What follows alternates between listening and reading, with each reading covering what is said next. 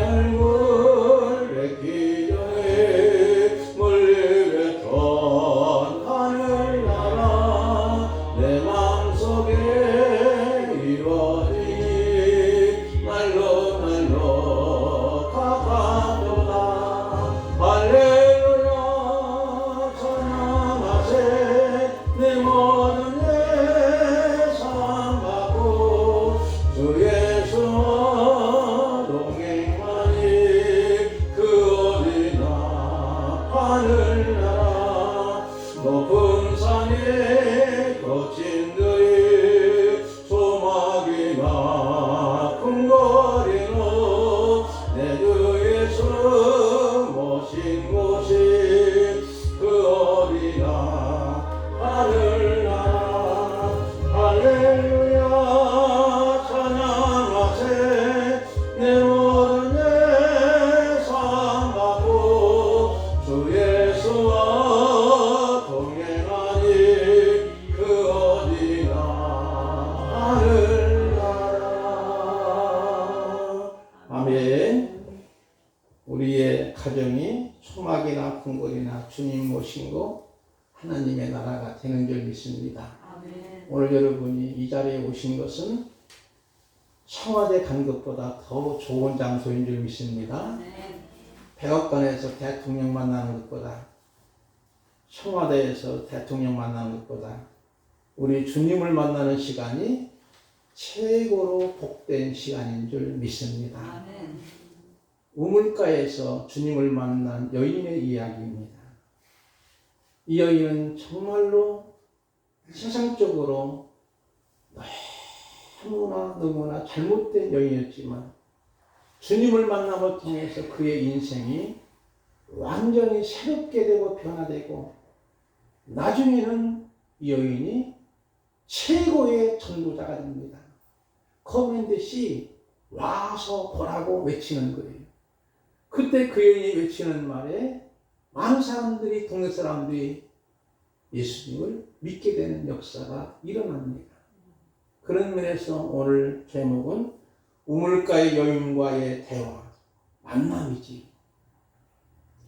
요즘 사람들은 대부분이 만날 때 어떤 장소인가?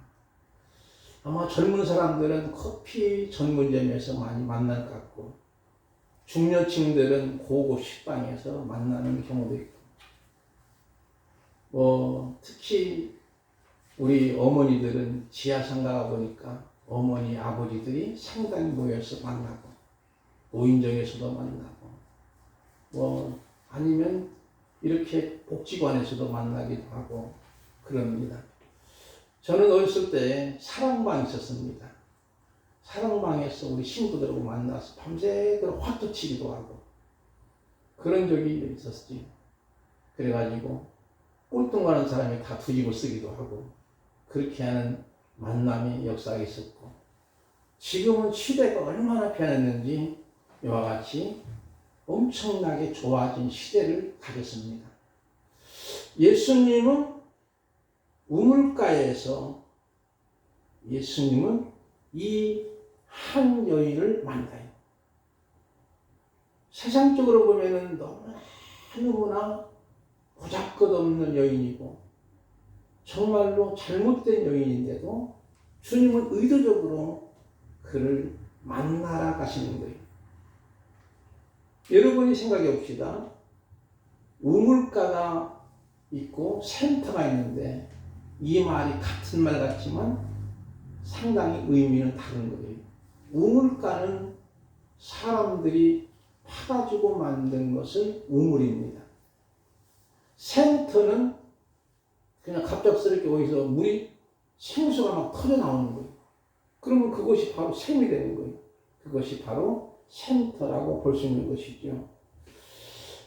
그런 면에서 성경에 보면은 특히 구약 성경에 사건마다 우물에서 만남이 이루어집니다.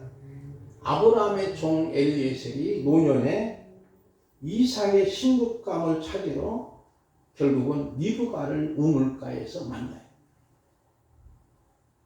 리브가를 만날 때 리브가가 얼마나 성실했는지 사람 됨됨이 좋았는지 만나자마자 물을 달라고 하니까 물만 주는 것이 아니고 낙타, 열피라는 낙타에게 물을 마신 분을 막 그 우물에서 길러가지고 두리박질해서 전부 마시게 하는 거예요.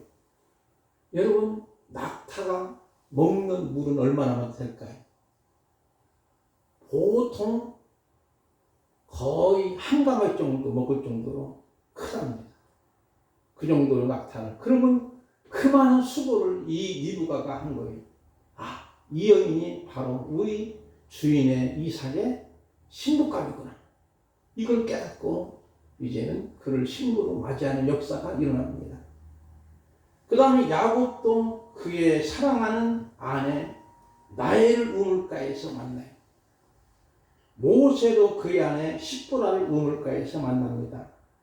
바로 이것이 보여주는 의미는 우물가에서 사마리아 여인, 어떤 면에서는 오늘 우리와 같은 거예요. 만남이 바로 우리를 신부로 맞이한다는 메시지를 담고 있습니다. 예수님은 의도적으로 찾아오십니다. 그래서 구원은 니고데모처럼 찾아가서 만나 이루어지기도 하고 또는 친히 주님이 찾아오시기로 해서 이루어집니다. 그런 면에서 우리 요한복음은 무엇보다도 러브 스토리가 가장 많은 책이에요. 가나 혼인잔치로부터 여기 만남도 역시 마찬가지예요. 요한복음 3장 16절은 우리가 잘 아는데 하나님 세상을 이처럼 사랑하사 하나님의 사랑의 스토리예요. 어떤 면에 웨딩 스토리예요. 물론 성경 전체가 웨딩 스토리지만 그 중에 핵심이 요한복음이면서 오늘 말씀도 그런 측면에서 우리가 봐야 됩니다. 만약 예수님이 그냥 우물가에 조금 사회적으로 거리 여자를 만났구나 그런 것으로 생각하지 말고 예수님은 그 여인을 사랑하는 거예요. 신부감으로서 사랑하는 거예요. 그런 모습을 통해서 바로 그 여인이 바로 오늘 나라는 거예요. 나같이 더럽고 추하고 못되고 잘못됐는데도 주님은 나를 끝까지 사랑하시고 또 사랑하시고 그런 모습을 우리는 발견할 수 있는 줄 믿습니다. 1절과 2절 말씀을 한번 보겠습니다. 예수께서 제자를 삼고 세례를 베푸시는 것이 요한보다 많다는 말을 바리새인들이 들은 줄 주께서 아시니라. 2절 보니까 예수께 친히 세례를 베푸신 것이 아니요 제자들이 베푸신 것이라 했지요. 여기에서 먼저 세례 요한의 보다도 예수님의 제자들이 베푸신 세례가 많아요. 그것을 바리새인들이 알으니까 요걸 갖다가 이제 이 바리새인들은 언제나 예수님을 감시하고 염탐하고 경계하고 배척하기 위해서 꼬투리 잡으려고 이간질하려고 하는 거예요. 그럼 예수님은 그것을 피하게 됩니다. 그러니까 세례 요한이 사실은 물세례 원조예요. 그러나 예수님의 제자들은 원조가 아니에요. 그런데 오히려 거꾸로 예수님의 제자들이 베푸는 세례가 훨씬 많거든요. 그것을 바리새인들이 영탐하고 정보를 탐색해 보니까 그걸 알고 사실 예수님이 세례를 베푸는 것이 아니고 제자들이 베푸고 예수님이 베푸신 세례는 성령님의 세례였거든요. 성령의 세례였거든요. 그래서 예수님은 3절에 보니까 유대를 떠나서 다시 갈릴리로 가실세 그랬지요. 그러니까 예수님이 유대를 떠나게 된 것은 단순히 그들과의 맞짱 뜨는 것을 싫어서 떠난 것보다는 예수님은 무엇보다도 사도행 1장 8절 말씀처럼 너희가 성령을 받으면 권능을 얻고 예루살렘과 유다와 사마리아와 땅끝까지 이르러 내 증인이 되리라는 말씀대로 이루기 위해서 예수님은 의도적으로 이제는 그 지역을 떠나서 이제는 갈릴리로 가는데 갈릴리로 갈 때에 대부분 유대인들은 사마리아 도를 거치지 않고 우회해서 가는 거예요. 이유가 있습니다. 사마리아 사람들을 사람 취고 하는 거예요. 개나 돼지처럼 취고 하는 거예요. 왜냐하면요. 이유가 있어요. 이스라엘 이 남쪽과 유다가 남유다 있고 북쪽 이스라엘로 나눠졌는데 우리나라 남북한식이고 나라가 각각 망하는 거예요. 북쪽이 먼저 망합니다. BC 722년에 아수르 제국으로부터 망해요. 그리고 남쪽은 남유다 국가는 586년에 BC 바벨론 제국으로부터 망하는 거예요. 그런데 두 나라가 이 강대국이거든요. 아수르는 북쪽의 북이스라엘을 점령하고 나서 자기의 민족들을 그곳에 살게 하는 거예요. 반강제적으로 국제결혼을 시키는 거예요. 그러니까 이스라엘 사람과 히브리인과 아수르인과의 지금 시리아인의 혼혈족이 되는 거예요. 피가 섞이게 되는 거예요. 근데 바벨론 제국은 포로로 끌려가는 거예요. 바벨론 제국에서는 다니엘이라든가 사드락 메삭 아벳느고를 끌고 가는 거지. 그러다 보니까 이제 바벨론 제국에 끌려간 남쪽의 유대인들은 피가 섞이잖아요. 그런데 북쪽에는 완전히 혈통적으로 피가 섞이니까 저들은 말이요 피가 섞인 히브리인족이 아니야. 더러운 것들이야. 그러면서 이제 유대인들이 사마리아에 있는 사람들을 시기하는 거예요. 그래서 사마리아는 중간에 있는 도고 유다는 제일 아래 동네고 갈릴리는 위 동네예요. 근데 갈릴리 동네를 가려면은 언제나 사마리아 동네로 통과하지 않고 직접 가지 않고 꼭 이렇게 우회를 해가지고 가는 거예요. 근데 예수님은 의도적으로 사마리아인을 사마리아로 가는 거예요. 봅시다. 4절 말씀에 사마리아인을 통과해야 하겠는지라 하는 말씀 뭘까요?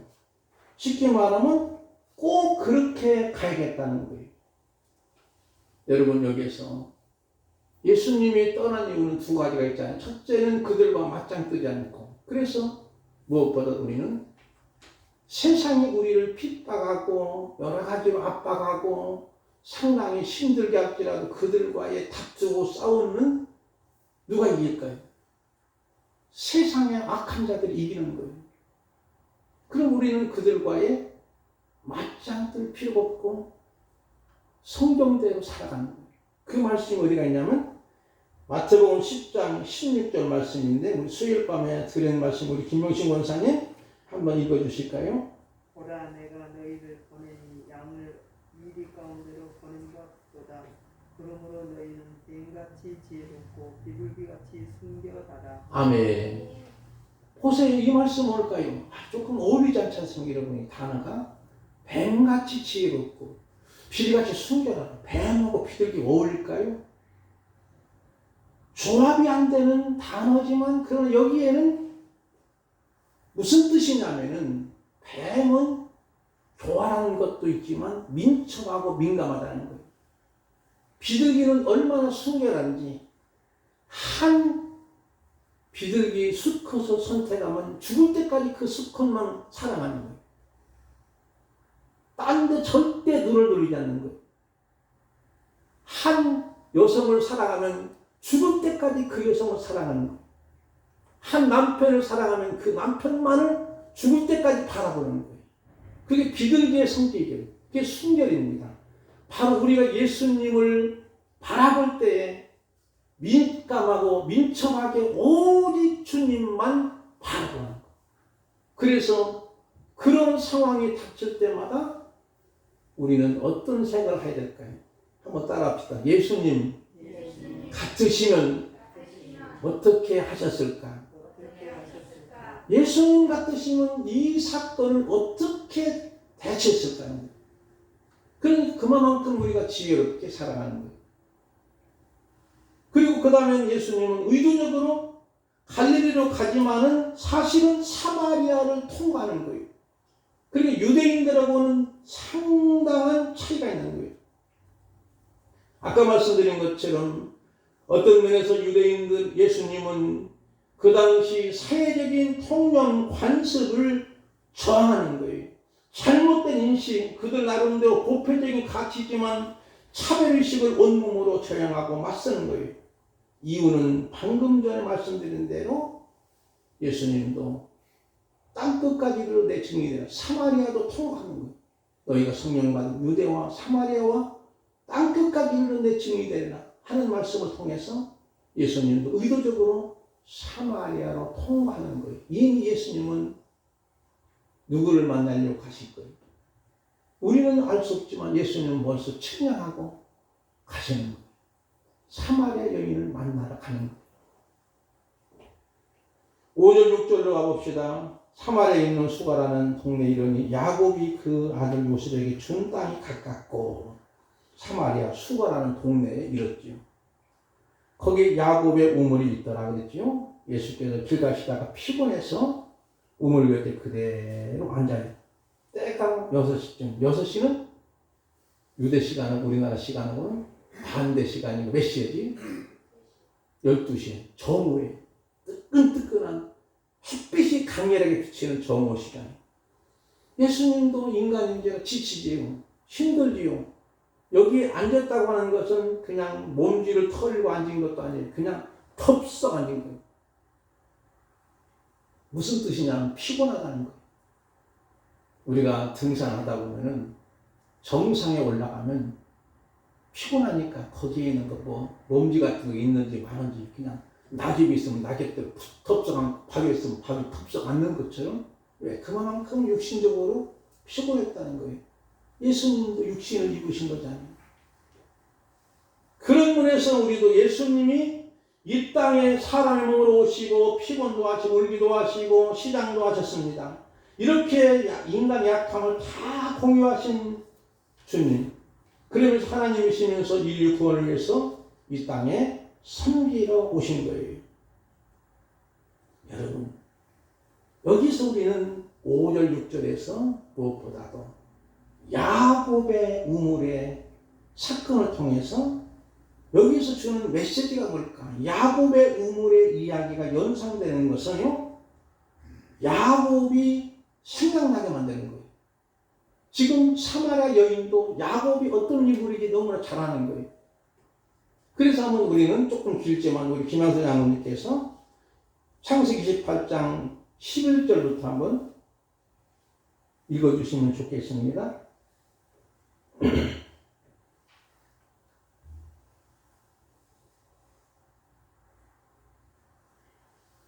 인쇄물에 있습니다. 야곱 창세기 28장 11절부터 12절 13절. 한 곳에 이르러는 해가 진지라 거기서 유숙하려고 그곳에 한 돌을 가져다가 베개로 삼고 거기 누워 자더니 꿈에 본즉 사닥다리가 땅 위에 서 있는데 그 꼭대기가 하늘에 닿았고 또 본즉 하나님의 사자들이 그 위에 오르락내리락 하고 또 본즉 여호와께서 그 위에 서서 이르시되 나는 여호와니 너희 조부 아브라함의 하나님이요 이삭의 하나님이라 내가 누워있는 땅을 내가 너와 내 자손에게 주리니. 아멘. 감사합니다. 이 말씀은 우리가 야곱이 지금 형을 속여가지고 피신하는 거예요. 이제는 나그네가 된 거예요. 그래서 가다 보니까 배도 고프고 시장도 하고 뭐 물론 먹을 건 좀 가져갔겠지. 그 당시 나그네 환대법이 있어서 나그네를 만나면 무조건 대접해줘야 돼요. 근데 피곤하다 보니까 그냥 따뜻한 모래가 있었던가 봐요. 그냥 거기 누우고 돌을 베개 삼고 자는 거예요. 자면서 꿈을 꾸는 거예요. 이게 하늘까지 닿는 높은 사다리가 있는 거예요. 천사가 오르라 내리라 하는 거예요. 그리고 하나님의 음성을 듣는 거예요. 그리고 거기서 하나님을 만납니다. 내가 어디로 갔든지 너를 지키겠다. 그런 말씀을 들으면서 야곱이 이곳은 다른 곳이 아니야. 이곳은 바로 하나님의 집이요. 이곳이 바로 하늘의 문이라고 고백하는 거예요. 그러면 야곱이 생각나는 것은 결과적으로 예수님이 지금 이 여인을 만난 것은 예수님은 하나님과 이 여인과의 소통의 다리를 놓고자 하는 의미로 오셨다고 하는 것을 보여주는 겁니다. 그러므로 야곱의 우물 사건은 사실은 그냥 매커없이 있는 이야기가 아니고 상당한 의미가 내포되어 있으면서도 그 당시 유대인이나 사마리아인들은 야곱 하면은 너무나 잘하는 거예요. 아브라함 하면 너무나 잘합니다. 그것은 야곱의 우밀로 지칭하는 거예요. 우리는 잘 모르지만 그 당시에 유대 통념상 야곱을 너무나 잘하고 여러분이 그래서 야곱을 높이 샀습니다. 그런데 그 사람이 사실은 험악한 세월을 보냅니다. 얼마나 험악한 세월을 보내냐면 바로 앞에 섰을 때에 내 나이 우리 손주보다도 어리지만 130년 살았지만 험악한 세월을 보냈습니다. 그런데 왜 그러냐면요. 야곱은 장자의 축복권이 자기께로 흘러나오도록 되어 있는데도 그것을 못 참고 그냥 탈출하는 팥죽한 그릇에 형님을 속이고 나중에는 아버지 속여가지고 형처럼 몸을 염소털로 수쿨수쿨하게 털난 사람을 꾸며가지고 별미를 자기 어머니가 갖다 준 대로 바쳐가지고 축복을 다 가로채버려요. 그러니까 아버지도 속이고 형님도 속이다 보니까 속임의 왕이고 여러분 그러니까 야곱은 복을 받은 사람은 분명하지만 복을 누리지는 못했어요. 왜? 자기 흘러오는 축복을 어떻게 하는 거예요? 가로챈 거예요. 그냥 가만히 있어도 오는 건데요. 그러므로 여러분이요 중요한 것은 우리가 세상적인 축복을 내가 막 탈취하고자 내가 성취하고자 애쓰고 노력한다 해서 사실 얻었다 할지라도 그 복을 누리지 못하고 험악한 세월만 보내다가 마치게 됩니다. 가만히 있다 보면 먼저 그의 나라와 그 애를 구하는 자에게 하나님은 이 모든 걸 더해 주시는 은혜가 있을 줄 믿습니다. 근데 야곱이 나중에 보니까 완전히 세상은 되고 깨달을 때 창세기 49장에 보니까 요셉을 향해서 막 축복할 때 요셉은 무성한 나무 그 가지가 담을 넘어도 하면서 내 축복이 아버지의 축복, 할아버지 축복보다 더 많은 축복을 너에게 부어주겠다는 거예요.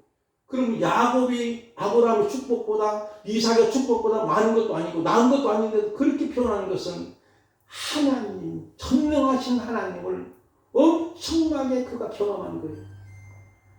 시련과 역경과 훈련과 연단을 통해서 하나님 손길을 일일이 체험한 거예요. 그래서 그는 할아버지의 축복보다 아버지의 축복 더하기 합쳐도 쉽게 말하면 아브라함의 축복보다 또는 이삭의 축복 두 사람의 축복을 더한 것보다 내 축복이 훨씬 많다고 말해요. 그것은 바로 그만큼 야곱이 나중에 보니까 이름이 바꿨는데 그때서 이스라엘로 이름이 바꿔지는 거예요. 그런 면에서 여기 말씀은 뭘까요? 내가 지금은 야곱 같은 인생이고 정말로 약삭빠르고 세상적이고 인간적이고 더럽고 추한 녀석이지만 나를 만남을 통해서 너는 정말 새 사람이 될 거야. 그것을 암시적으로 보여주는 메시지입니다. 그러면서 이제 요한복음 1장 51절 보면 이런 말씀이 나오거든요. 우리 김재원 집사님 한번 읽어주실까요? 또 이르시되 진실로 진실로 너희에게 이르노니 하늘이 열리고 하나님의 사자들이 인자 위에 오르락 내리락 하는 것을 보리라 하십니다. 아멘. 이 말이 뭘까요? 바로 예수님이 하나님과 하늘과 땅의 소통의 기름을 암시하는 말씀입니다. 그래서 6절에 보면 야곱이 우물가에서 이제 예수님의 제자들 아까 말씀드린 12시에 이제 시시로 만날 때 덥석 앉으시죠. 인간적인 모습으로. 그리고 나서 이제 예수님이 7절과 8절 말씀을 볼까요? 사마리아 여자 한 사람이 물을 기르러 왔으며 예수께서 물을 좀 달라 하니 이는 제자들이 먹을 것을 사러 그 동네에 들어갔습니다. 그때 9절 사마리아 여자가 이거 당신은 유대인으로서 어찌하여 사마리아 여자인 나에게 물을 달라 하나이까 이는 유대인이 사마리아인과 상종하지 아니하니라. 지금 아까 제가 설명한 대로 도무지 서로 상종도 않고 만날 수도 없는 것이고 대화할 수도 없는 상황인데도 예수님은 의도적으로 사마리아 여인을 만나서 물을 달라고 이렇게 하는 모습을 보는 거예요. 그 당시에 유대인들은 공식적으로 모임에서는 남편이 자기 아내에게 인사할 수 없고, 유대인들은 기도 내용 속에 여자로 태어나지 않는 하심에 감사한 내용도 있었고, 이 같은 사회적인 통념상 여자, 그것도 유대인들이 경멸한 사마리아인, 뭔가 사연이 있는 여인과 대화하는 것은 정천동지할 사건이에요. 놀라운 일이에요. 그래서 이 여인 입에서 이 같은 말이 나오는 거예요. 상종하지 아니합니다. 서로 간에 담을 쌓는 사이라는 거예요. 물건을 나누고 빌릴 수도 없는 관계이고, 사회적 통상 금기된 대화요. 주님이 의도적으로 물을 달라 하시는 모습을 봅니다. 그래서 이때 10절 말씀이 있는데, 우리 전주환 권사님 성경 보고 좀 한번 읽어주실까요? 예수께서 대답하여 이르시되 내가 만일 하나님의 선물과 또 내게 물 좀 달라 하는 이가 누구인 줄 알았더라면 내가 그에게 구원하였을 것이요 그가 생수를 내게 주었으리라. 아멘. 보세요. 예수님은 뭐라고 하면, 내가 만일 하나님의 선물, 내가 물 좀 달라 하는 이가 내가 누구인지를 알았더라면 내게 구하였을 것이요 그가 생수를 내게 주리라. 이 말씀을 하는데 이 여인은 영적인 수준이 너무나 낮은 거예요. 이게 뭔지 모를 거예요. 무슨 뜻인지 구분이 안 되는 거예요. 하나님의 선물이 무엇인지, 생수의 의미가 무엇인지, 물을 달라고 하는 예수님 정체를 모르는 상황이에요. 하나님의 선물과 생수는 무엇보다도 예수님과 성령님을 말하고 있는 거예요. 이제 누가 더 목이 말라나요? 한번 11절 말씀을 우리 허옥자 권사님 읽어주실까요? 여자가 이르되 주여 문기를 불었사옵고 이 우물을 깊은데 어디서 당신이 그 생수를 깨파오니까.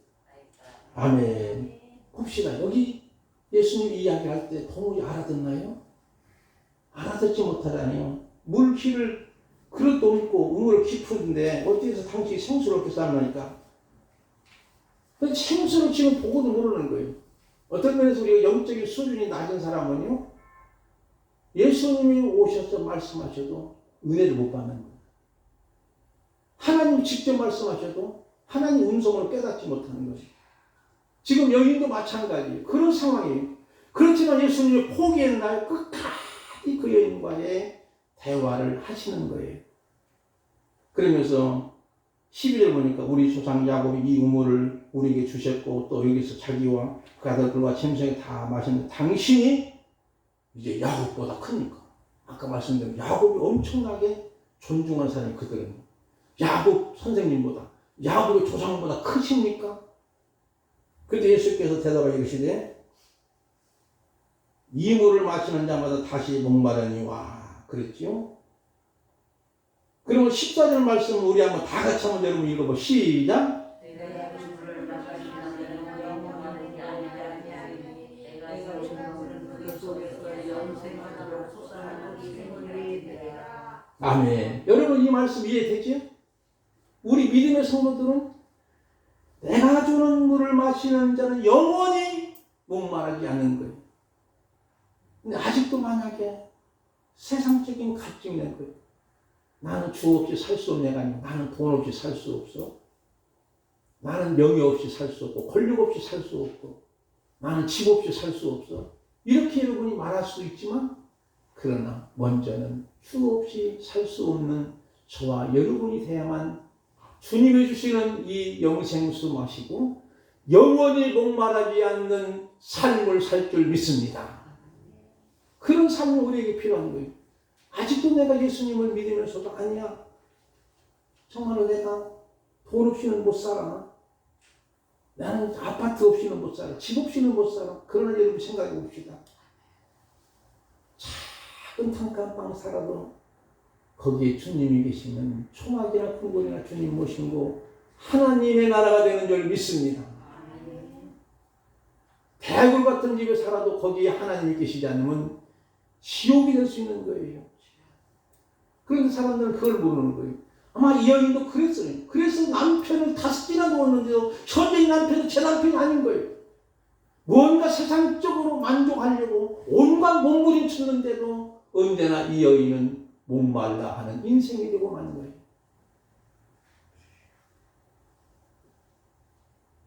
사랑하는 성도 여러분, 생수는 바로 성령을 말씀합니다.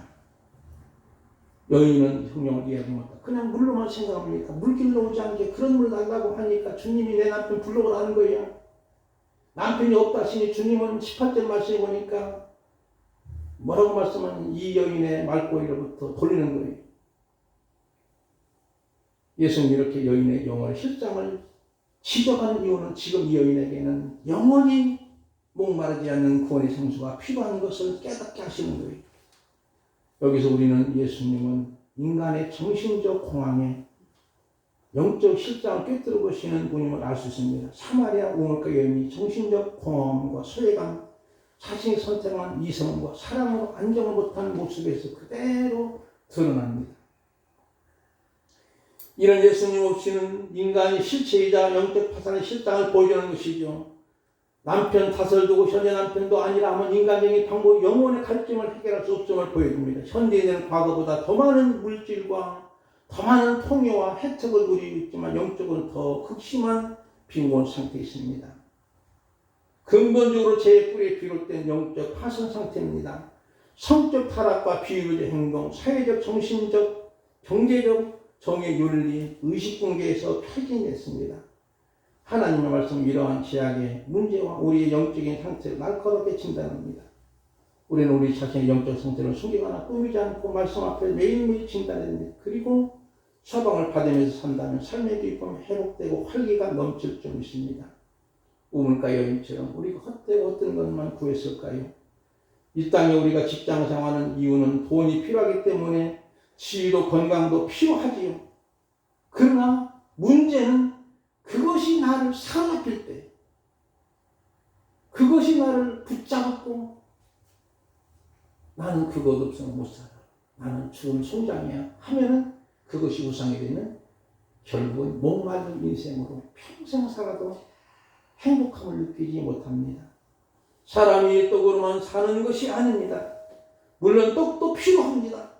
하나님의 입으로 나오는 모든 말씀을 살 때 영원히 춤을 추며 살게 되며 영원히 잘된 같이 폼사에 철되는 길이 열리게 되는 줄 믿습니다. 아멘. 한 가지 예를 들고 말씀을 맺겠습니다. 1918년생 김옥나 권사님이 계십니다. 1918년생이면 지금 나이가 몇 살이죠? 계산이 안 돼요? 계산을 빨리 해도 104살입니다. 그래도 지금도 그분은